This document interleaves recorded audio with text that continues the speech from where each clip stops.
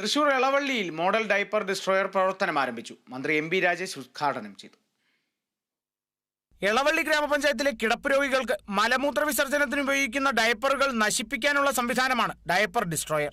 2023-24 സാമ്പത്തിക വർഷത്തെ 15ാം ധനകാര്യ കമ്മീഷൻ ഗ്രാന്റിൽ നിന്നും 14 ലക്ഷം രൂപ വകയിരുത്തിയാണ് കേരളത്തിൽ ആദ്യമായി എളവള്ളി ഗ്രാമപഞ്ചായത്ത് ഡയപ്പർ ഡിസ്ട്രോയർ സ്ഥാപിച്ചത്. മലിനീകരണ നിയന്ത്രണ ബോർഡിന്റെ പരിപൂർണ അംഗീകാരം നേടിയാണ് പദ്ധതി ആരംഭിച്ചിരിക്കുന്നത്.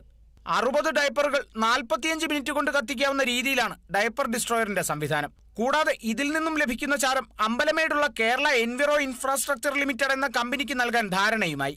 തുടർന്ന് ഗ്രാമപഞ്ചായത്തിൽ മണച്ചാൽ പ്രദേശത്ത് കളിമൺ ഖനനം നടത്തി വലിയ ഗർത്തങ്ങൾ സൃഷ്ടിച്ച 64 ഏക്കർ ഭൂമിയിൽ കൃത്രിമ തടാകം സൃഷ്ടിക്കുന്നതിന്റെ നടപടി ത്വരിതഗതിയിലാക്കാൻ മന്ത്രി എം.ബി. രാജേഷ് നിർദ്ദേശം നൽകി. ഗ്രാമപഞ്ചായത്ത് പ്രസിഡന്റ് ജിയോ ഫോക്സ് സ്വാഗത പ്രസംഗത്തിൽ കൃത്രിമ തടാകത്തിന്റെ സവിശേഷതകൾ വർണ്ണിച്ചതിനെ തുടർന്നാണ് മന്ത്രിയുടെ ഇടപെടൽ. Manalur MLA. Murali Perunnelli, Mullassery block panchayat president Lathika Venugopal തുടങ്ങിയവർ പരിപാടിയിൽ പങ്കെടുത്തു. Kerala vision news, Thrissur.